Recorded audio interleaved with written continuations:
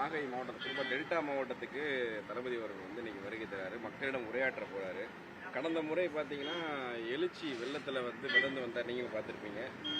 இன்னைக்கு program chart எதுவும் change பண்ணியிருக்காங்கனால போன முறை மாதிரி இந்த முறை இருக்கும். திட்டமிட்டபடி இந்த நிகழ்வு நடைபெற இருக்கு. பொதுவாகவே நாகப்பட்டினம் பார்த்தீங்கன்னா திரும்பிய திசையெல்லாம் கடலாடும், கடலோடு மீனவர்களின் உடல் விளையாடும். இந்த மீனவர்கள் வந்து சங்க இலக்கியத்தில் பாடல்களில் தொடங்கி இப்போது இருக்கக்கூடிய இந்த காலகட்டம் வரைக்கும் ஒரு பெரிய உழைப்பாளிகள். அவர்களினுடைய கோட்டையாக இருக்கக்கூடியது. இன்னொரு பக்கம் நீங்க சொன்ன மாதிரி இது ஒரு டெல்டா மண்ணு. இவங்களும் மீனவர்களும் விவசாயிகள் தான். நம்ம விவசாயிகள் மண்ணில், மீனவர்கள் என்ற விவசாயிகள் கடல்ல விவசாயம் செய்யறாங்க. ஸோ அவர்களினுடைய கோட்டையில அந்த கடல்ல, அன்பு கடல்ல தலைவர் திட்டமிட்டபடி வரப்போகிறார், மக்களை எல்லாம் சந்திக்க போகிறார். வரலாற்று சிறப்பு மிக்க ஒரு உரைவீச்சு இருக்கிறது. கடந்த முறை பார்த்தீங்கன்னா தொண்டர்களுடைய எழுச்சி வந்து ரொம்ப பயங்கரமா இருந்தது. அவர் வந்து வரக்கூடிய ஸ்பாட்ல பார்த்தீங்கன்னா தாமதமாக வரக்கூடிய சூழல் உருவாயிட்டு, திட்டமிட்டபடி வர முடியாத சூழ்நிலை ஆயிடுச்சு. பிளான் பண்ணியிருப்பீங்க, வர முடியாத சூழ்நிலை ஆயிடுச்சு. இந்த முறை இதுக்கு எதுவும் ஆல்ட்ரேட் பண்ணியிருக்காங்க? ஆனால் வெளியில தெரியாத அன்சங்கடி ஹீரோஸ் தான் பாருங்க, எவ்வளவு தன்னார்வலர்கள் சவுந்தரு அமீது ஃபுல்லா மக்கள்லாம் இருக்காங்க.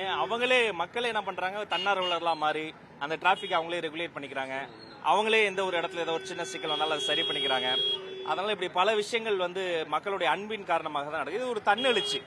நிர்வாகிகளை நாங்கள் கட்டுப்படுத்திடுவாங்க. நெல்லு பண்ணா நிற்பாங்க, உட்காருவாங்க, போனா போவாங்க, யோசிக்கவே மாட்டாங்க, எல்லா வேலையும் செய்வாங்க. பட் பொதுமக்களை வந்து நம்ம ரொம்ப இது அவங்க கிட்ட சொல்ல முடியாது. பட் அந்த அன்புக்கு நடுவில் அந்த அன்பு கடல் நீந்தி கொஞ்சம் வேகமா தலைவர் போறதுக்கு அவங்க கொஞ்சம் ஒத்துழைப்பு தந்தாங்கன்னா இன்னும் சௌரியமா. இன்னைக்கு திட்டமிட்டபடி 2 இடங்கள்லயுமே தலைவர் பேசுறதுக்கான திட்டமிட்டபடி நடக்கும், மிக சிறப்பாக நடக்கும். மறுபடியும் இந்த இடத்துல வந்து இப்படி ஒரு பேச்சு கேட்ட பிறகு, இப்படி ஒரு சம்பவம் நடந்த பிறகு அந்த புழுதி அடங்குவதற்கு இன்னொரு 1 வாரம் ஆகும். இனி வாரம் ஆரவாரம் தான். நன்றி.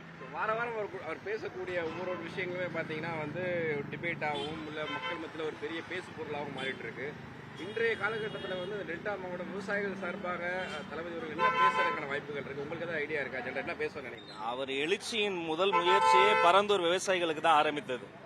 இப்போ வரைக்கும் அந்த பரந்தூர் விவசாயிகளினுடைய அந்த ஒரு 17 நீர்நிலைகளை இழந்து ஆற்று நீர் பாசனத்தை அடகு வைத்து இந்த மண்ணையும் மக்களையும் மலடாக்கும் மிகப்பெரிய வளர்ச்சி என்ற பேரில் போலி பசுமை வளர்ச்சிக்கு எதிராக பரந்தூர் மக்கள் போராடியதை தேசிய செய்தியாக, சர்வதேச செய்தியாக, இந்த மனித குலத்தின் வீழ்ச்சியின் அழிவினுடைய தொடக்கமாக உலகெங்கும் சென்று சேர்த்தவர் வெற்றி தலைவர் விஜய் அவர்கள் மட்டும்தான்.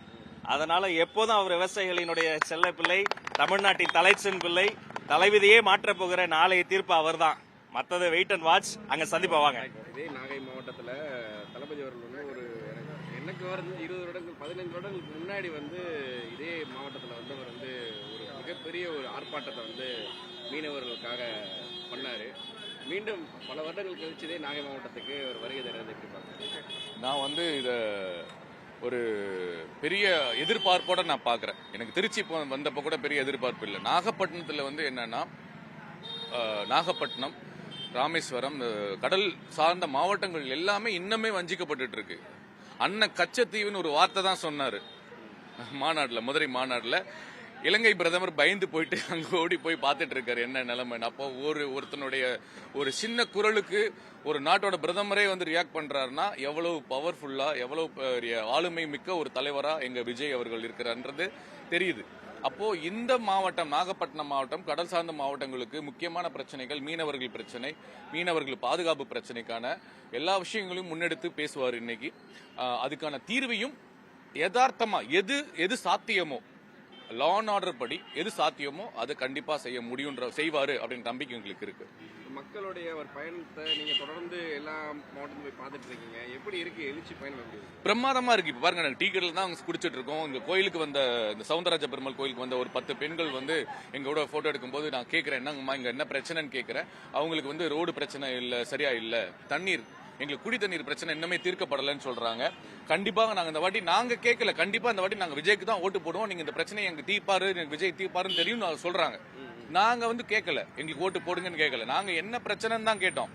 அப்போ மேஜரா சொல்லக்கூடிய பெண்கள் சொல்லக்கூடிய பிரச்சனை ரோடு வசதி இல்ல, சாக்கடை வசதி ப்ராப்பரா இல்ல, தண்ணி, கொள்ளிடாத்து தண்ணி வேணும்னு கேட்கறாங்க. அப்போ அவங்க என்ன நினைக்கிறாங்கன்னா, விஜயண்ணா வந்து அதெல்லாம் நடந்துரும் நினைக்கிறாங்க. அது உண்மைதான், நம்பிக்கை கண்டிப்பா செய்வாருங்க. இங்க மட்டும் இல்ல, நாகப்பட்டினம் உள்ள தமிழ்நாட்டில் இருக்கக்கூடிய எது எல்லாம் சாத்தியமோ, எது எல்லாம் சட்டப்படி எது நடக்குமோ அதை கண்டிப்பா செயல்படுத்துவாரு, எந்த விதமான பாரபட்சமின்றி. போன தடவை வந்து திருச்சியில் முதல் ஸ்பீச்சில் பேசினாரு. பார்த்தீங்கன்னா பேசின அடுத்த ஒரு வாரம் பார்த்தீங்கன்னா தமிழ்நாட்டில் இருக்கக்கூடிய அமைச்சர்கள் எல்லாருமே வந்து பார்த்தீங்கன்னா அவருக்கு எதிர்த்து பல குரல்கள் கொடுக்கப்பட்டது. பேசுறாங்க, பல அமைச்சர்கள் பேசிருக்காங்க. இதை எப்படி பாக்குறீங்க? எனக்கு ஒரு ஒரு ஒரு இது ஒரு ஃபன்னா ஒரு டயலாக் தான் தோணுச்சு. இந்த நம்ம யாஷ் படத்துல வந்து KGFல நான் ஒரு டான் அடிச்சு டான் ஆகலடா, நான் அடிச்ச 10 பேருமே டான். சரியான டயலாக். நான் ஒருத்தன் அடிச்சு டான் ஆகலடா, நான் அடிச்ச 10 பேருமே டான் அப்படின்ற மாதிரி ஒருத்தர் வந்து ஒரு குரல் கொடுக்கிறாருன்னா அதுல 10 பேர் 10 விதமா பேசுறாங்கன்னா அப்ப யோசிச்சு பாருங்களேன். திரும்ப திரும்ப நான் இதை பெருமையா உயர்த்தி எங்க அண்ணன்றதுக்காக நான் பூசி ஒரு மாதிரி என்ன சொல்றது, அது ஏதோ ஒரு பெருமைக்கெல்லாம் பேசல, உண்மையை தான் பேசுறேன். இது ரியாக்ட் ஆகுது, இது மக்கள் கிட்ட போய் சேருது. ட்ரெண்ட ஃப்ரெண்ட் ஆக்கிக்கோங்க. தந்தி டிவியின் சப்ஸ்கிரைபர்ஸ் அண்ட் ஃபாலோவர்ஸ் குடும்பத்துல நீங்களும் இணையுங்க.